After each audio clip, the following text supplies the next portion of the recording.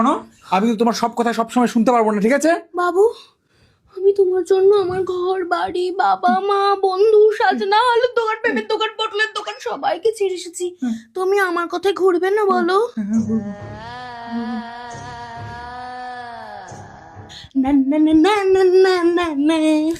কাজ করছি আমি, দেখতে পাচ্ছ? বাবু, আমি তোমার জন্য আমার বাড়ি ঘর, বাবা মা, আমার বন্ধু, আচ্ছা ঠিক সাজনা, আছে আলুর ঠিক দোকান। আছে ঠিক আছে ঠিক আছে ঠিক আছে, চলো তোমার আদর করছি, চলো বন্ধুদের সঙ্গে বেরোচ্ছি। আমি তোমার জন্য বাবা মা, বাড়ি ঘর, বন্ধু, সাজনা, কলার দোকান, পেঁপের দোকান সবাইকে ছেড়ে এসেছি। তুমি আমাকে এখন ছেড়ে যেও না প্লিজ। আচ্ছা ঠিক আছে, যাবো না, যাও।